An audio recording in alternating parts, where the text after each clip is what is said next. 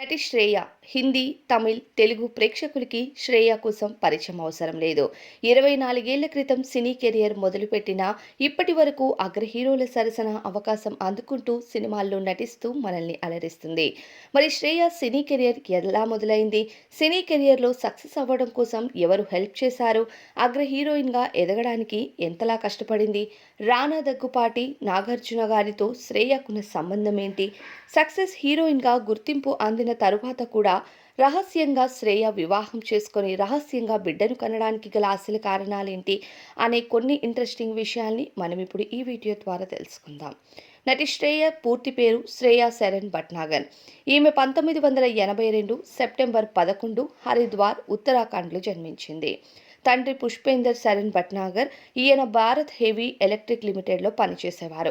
తల్లి నీరజ శరణ్ భట్నాగర్. ఈమె ఢిల్లీ పబ్లిక్ స్కూల్లో పనిచేస్తూ ఉండేవారు.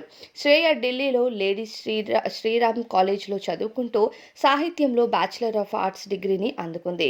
చిన్నతనంలో రాజస్థానీ జానపద నృత్యంలో తల్లి వద్దే శిక్షణ తీసుకుంటూ సోవనా నారాయణమూర్తి దగ్గర కూడా ఆమె కథక్లో శిక్షణ తీసుకుంది.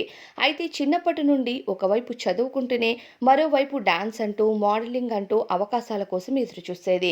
అలా తాను డిగ్రీ చదువుతున్న సమయంలో శ్రేయ చదువుతున్న ఎల్ఎస్ఆర్ కాలేజ్లో హవా మ్యూజిక్ వీడియో ఆల్బమ్ కోసం వేణునాథన్ గారు హీరోయిన్ కోసం ఆడిషన్స్ చేయడానికి శ్రేయ చదువుతున్న కాలేజ్కు వెళ్ళటం జరిగింది.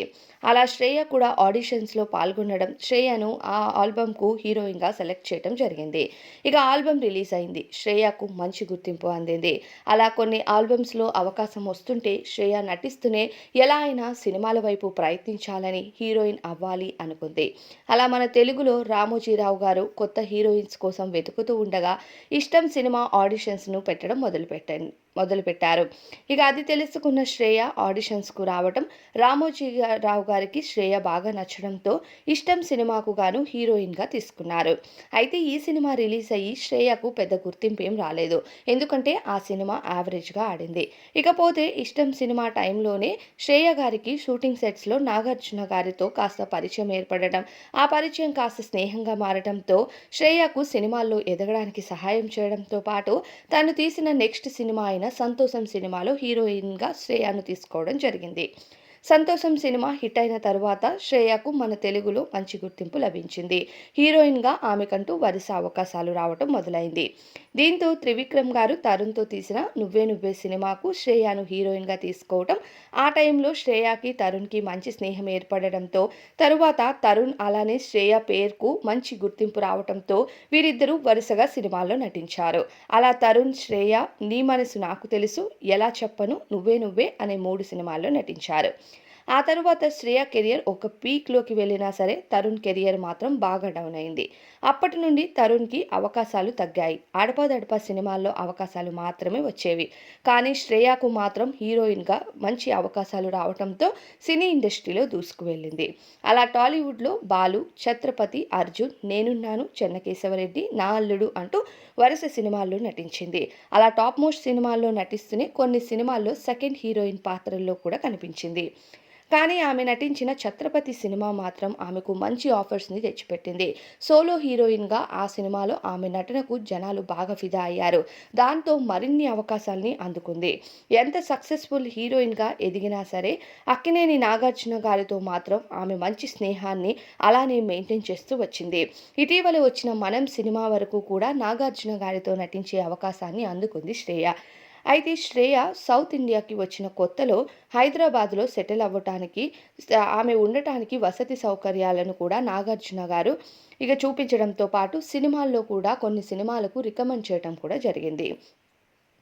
ఇకపోతే శ్రేయను రానా దగ్గుపాటి మోసం చేశాడని ఒకప్పుడు సోషల్ మీడియాలో వీళ్లపైన వార్తలు బాగా వైరల్ అయ్యాయి.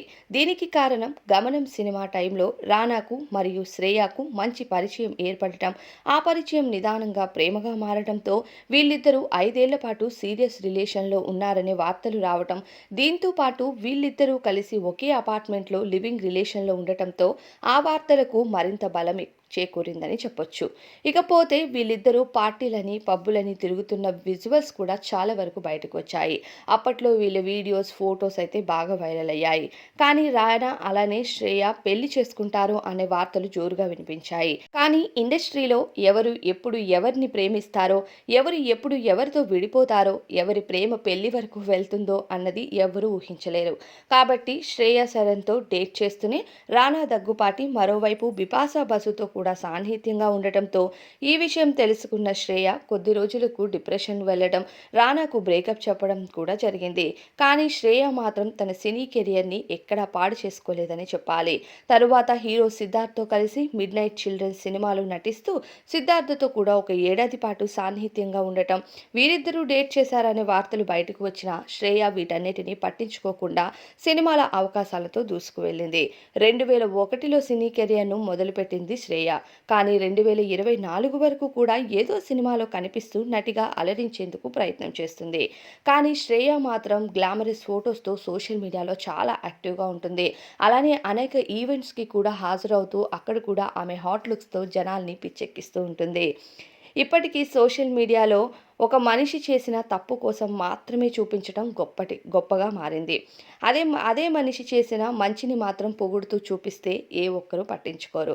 ఇక శ్రేయ అయితే తాను చదువుకుంటున్న టైంలో, అంటే తాను చదివే కాలేజ్ ఎదురుగా అందుల పాఠశాల ఉండటం, ప్రతి వారం వారిని చూసేందుకు శ్రేయ అక్కడికి వెళ్తూ అందులో విద్యార్థులు ఎలా ఉంటారో, వాళ్ళ పనులు వాళ్ళు ఎలా చేసుకుంటారో చూసి చాలా బాధపడేవారట.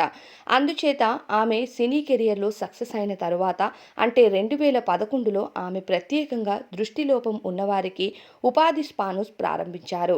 దానికి శ్రీ స్పా అనే పేరును కూడా పెట్టి ముంబైలో ఆమె సొంత డబ్బుతో అందులకు ఉపాధిని కల్పిస్తున్నారు. అలానే నాంది ఫౌండేషన్ అనే పేరుతో నిరుపేద పిల్లలకు ప్రకృతి వైపరీత్యం బారిన పడిన వారికి కూడా ఆమె సొంత డబ్బులతో సేవలు చేస్తూ మరో కొన్ని చైల్డ్ హార్ట్ ఫౌండేషన్స్కి కూడా ఈమె బ్రాండ్ అంబాసిడర్గా బాధ్యతలను నిర్వహిస్తున్నారు. ఇకపోతే ఎన్ని విషయాల్లో సక్సెస్ అందుకున్నా సరే శ్రేయ మాత్రం తన పెళ్లిని చాలా రహస్యంగా చేసుకుంది. 2018 మార్చి 19న ఆమె ప్రేమించిన బాయ్ ఫ్రెండ్ ఆండ్రీ అనే వ్యక్తిని వివాహం చేసుకొని, వివాహం జరిగిన కొన్నేళ్ల తరువాత అభిమానులకి ఆమె పోస్టుల ద్వారా క్లారిటీ ఇస్తూ వచ్చింది ఆమె వివాహం చేసుకున్నట్టు. ఇకపోతే ఆమె బిడ్డ విషయంలో కూడా అందరికీ అలానే షాక్నిచ్చింది.